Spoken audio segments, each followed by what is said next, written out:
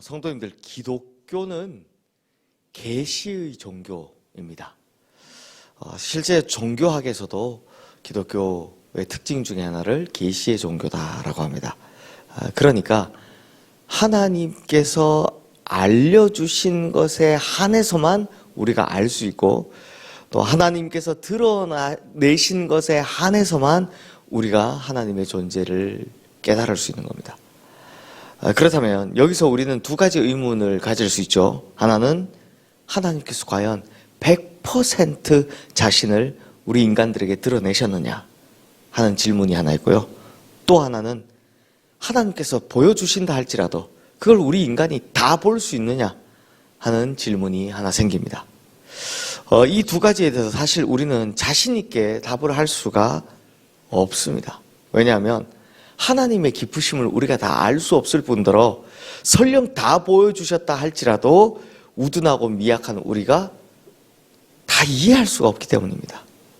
하지만 확실한 것은요, 하나님께서 알려주셨기 때문에 우리가 하나님을 알 수 있게 된 거고, 또 하나님께서 보여주셨기 때문에 우리가 하나님의 존재를 느낄 수 있게 된 것이다라는 겁니다.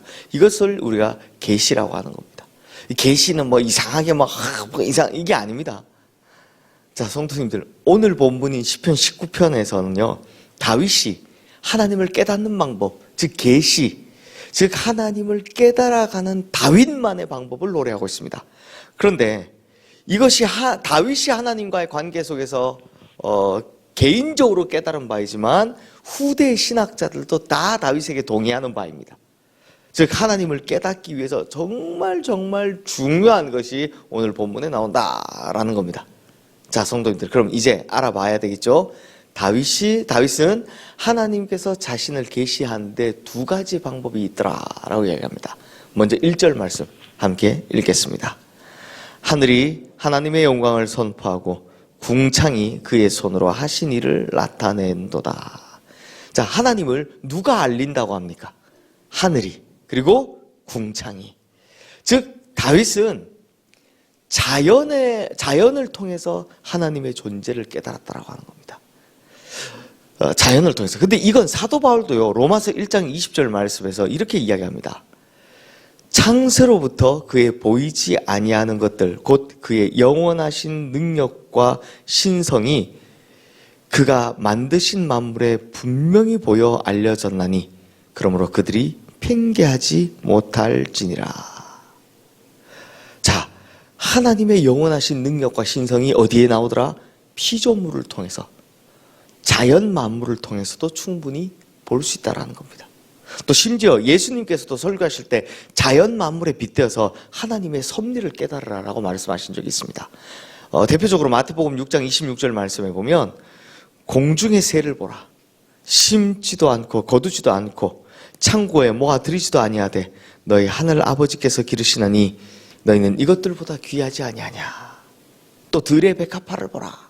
등등등등. 염려하고 걱정하는 인생들을 향해서 자연 만물을 통해서라도 하나님의 섭리를 느껴보라 라고 말씀하신 적이 있습니다. 자, 성도님들, 이렇게 자연과 만물을 통해 하나님을 드러내시고 하나님을 알게 되는 것, 요걸 종교개혁자 칼빈이 잘 기억해 두십시오. 일반 계시라고 합니다. 계시 중에 어떤 계시? 일반 계시. 자, 성도님들, 자연을 보면서 하나님을 느끼는 특권을 일반 계시라고 한다. 그런데요, 이 일반 계시의 특권은요, 누구에게나 허락된 특권은 아닙니다. 3절 말씀 우리 함께 보겠습니다. 언어도 없고 말씀도 없으며 들리는 소리도 없으나. 생각해보면 자연이 이와 같지 않습니까? 언어도 없고 말씀도 없고 들리는 소리도 없습니다. 그러니 어떻게 이걸 다 우리가 제대로 깨닫고 알 수 있겠습니까? 그렇죠. 그러므로 자연을 보고 하나님의 존재를 깨닫기 위해선 대단한 영적인 민감성이 필요하다는 겁니다. 그러니 다윗이나 사도 바울은 굉장한 영적인 민감성을 가지고 자연 만물 속에 계시는 하나님의 존재를 깨달을 수 있었다는 겁니다. 그렇다면 우리도 이렇게 자연을 통해서 하나님을 깨달을 수 있을 만큼의 지혜와 영적인 민감성이 있기를 바랍니다만, 칼빈도 말했듯이 일반 계시는 늘 불완전합니다. 그래서 두 번째로 다윗은 자연 만물보다 훨씬 더 정확한 것을 통해서 하나님을 깨달았다고 합니다. 7절, 8절 말씀 우리 함께 읽겠습니다. 여호와의 율법은 완전하여 영혼을 소성시키며 여호와의 증거는 확실하여 우둔한 자를 지혜롭게 하며 여호와의 교훈은 정직하여 마음을 기쁘게 하고 여호와의 계명은 순결하여 눈을 밝게 하시도다. 자, 성도님들, 이 말씀을 보시면 여호와의 율법은 완전하여 여호와의 증거는 확실하며 여호와의 교훈은 정직하여 여호와의 계명은 순결하여. 율법, 증거, 교훈, 계명. 자, 이거 뭐 말하는 것 같습니까? 말씀. 즉 다윗이 말하는 하나님을 제대로 알 수 있는 또 한 가지의 계시는 바로 하나님의 말씀이더라라는 겁니다.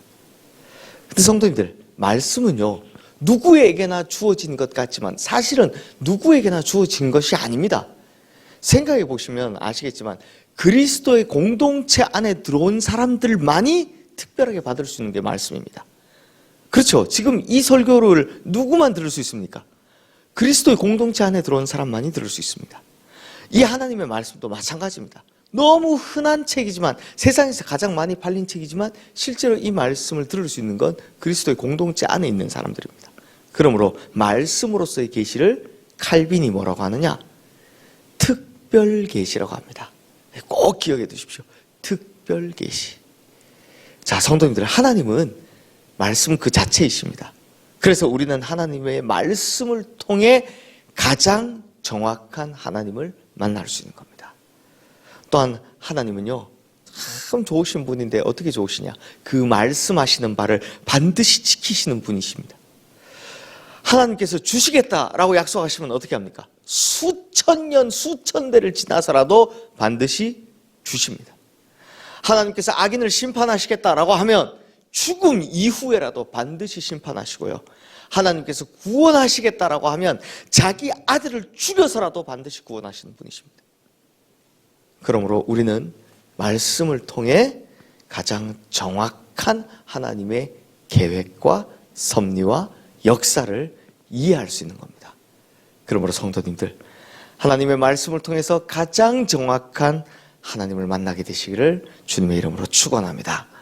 하나님의 말씀을 듣고 읽으며 오늘도 말씀 가운데서 계시하시고 역사하고 계신 하나님을 발견하고 깨달아가기를, 그래서 날마다 우리의 영성이 더 깊어지기를 주님의 이름으로 축원합니다. 이 시간 오늘 주신 말씀 기억하며 우리 함께 기도하겠습니다.